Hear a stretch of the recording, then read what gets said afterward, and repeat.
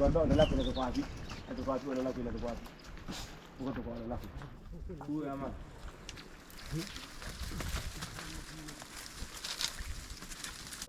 the trail of some bush pig, so they're just tracking the bush pig now, trying to figure out where they are. Yote ni kutoka nguruwe? Kutoka lini? Jana usiku? Juzi? The bush pigs have been rooting around here a lot, but maybe from a couple days ago it's not that fresh. The hunting strategy that I'm used to seeing from the Hadza in the mornings especially is they'll walk out and find trails that they'll track on. Hard to keep track sometimes because they move so fast, and a hunt can go anywhere from 1 hour to 10 hours. And especially the baboon hunts, they can get pretty intense with a lot of running. So I usually have to train to come out here and be able to keep up with their pace. It's that ruthless. Nimu is that's a hornbill, big bird. They get really big. So they've got a pimbi, which is the rock hyrax, and they've got a bird, but no bush pig yet. Okay,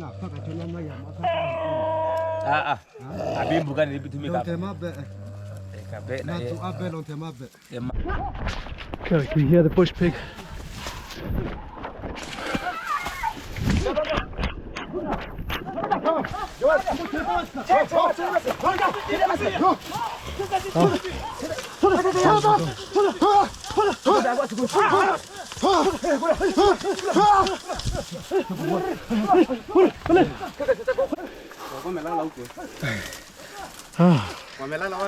Nguruwe. La chini ya jiwa. Jiwe. They were sleeping under this rock. You can see the dogs got this one. Yeah. There we go. There we go. Small one. Small bush pig. Good eating.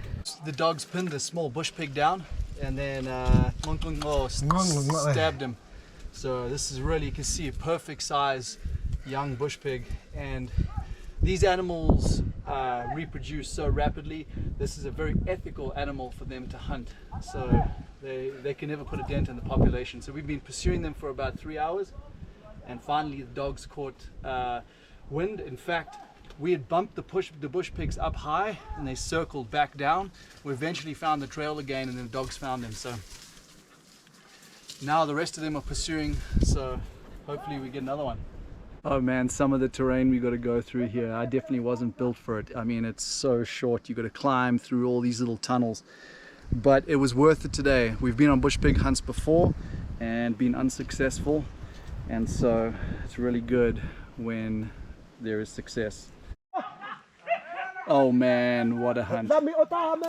So there's a lot of commotion. The Hadza have, they've arrowed another pig. That's dead, they've retrieved it. And they're making their way down to us. I mean, the stuff that we're in here is just dense. I am all torn up. It is not made for men of my height. A lot of the Hadza, I'd say they stand roughly around anywhere from 5'5" to maybe 5'8". So they're adapted to this environment, which is very shrubby. Hapa basi umeshawaua bawa, wanahama wanaenda sehemu nyingine. Kwa sasa hivi bawa wanakula tu chakula yao wanapandisha. Sema hagube apoyobe asya. Bahaya lagu. Haragube ukua. Amai. Ito wako hako. Ito nako yako. Ndio kitu kata tu vile mengine. Kama tunaweza kukata inahitajika 10. Na itatimia.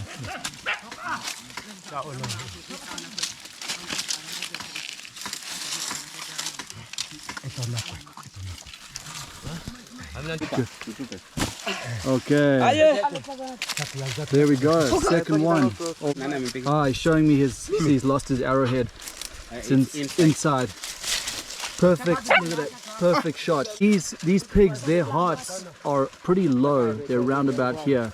His shot was right there. That's a perfect lung shot, so that was a pretty quick kill. And his arrowhead is stuck inside here.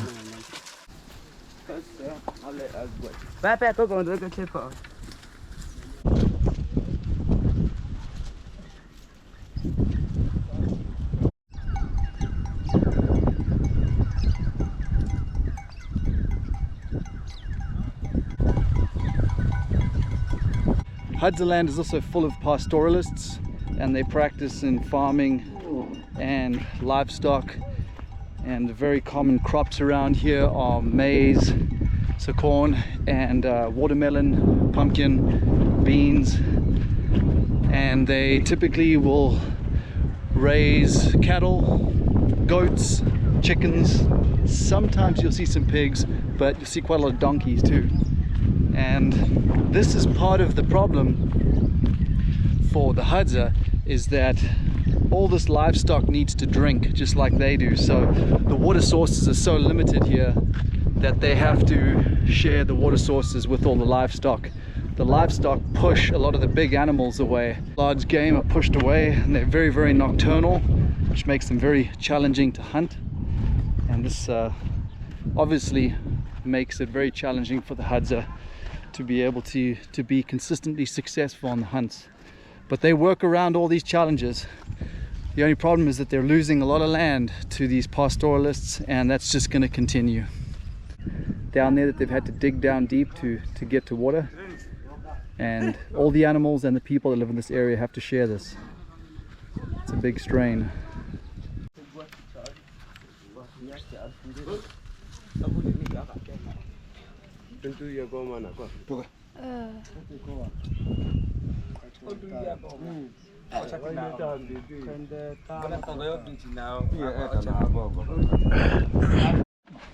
Back to camp after the hunt. Now the dogs get to drink.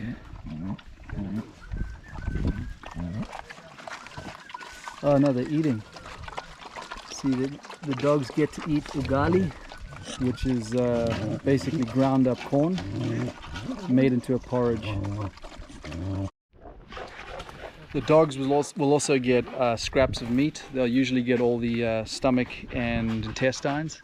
So they do get protein and a lot of the bones they get to chew on. So the dogs eat just enough. I wouldn't say they're well fed, but they are fit and they survive, just like the Hadza.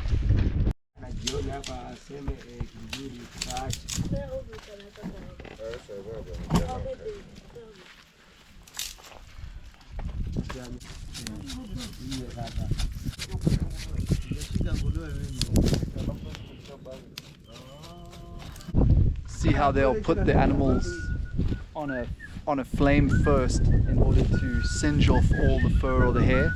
They actually eat the skin from the animal because that's the tastiest part.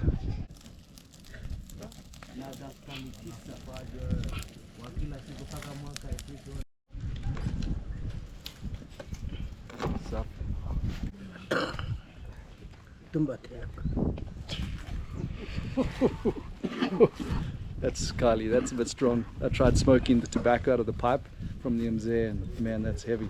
So there's the broadhead. This is the spoon point that they blacksmith here, the Datoga make these. So remove that of the animal. So this is the epeme meat, which is sacred and reserved for the elders. And you have the chest skin and the fat that lines all that skin, which they cherish, and then you have the heart and the lungs. They've also removed the liver. It seems like someone else is eating the liver, but this needs to go to the elders, and the rest of the meat will be served out to the remainder of the group.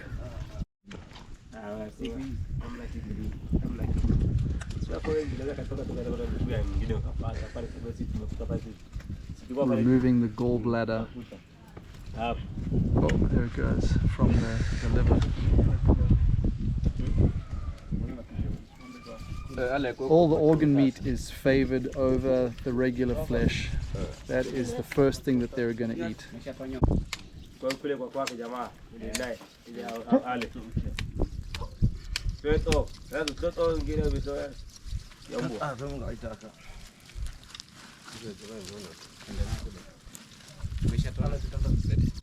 So this is the bush pig liver, and it's been cooking for a while, slow roasting. So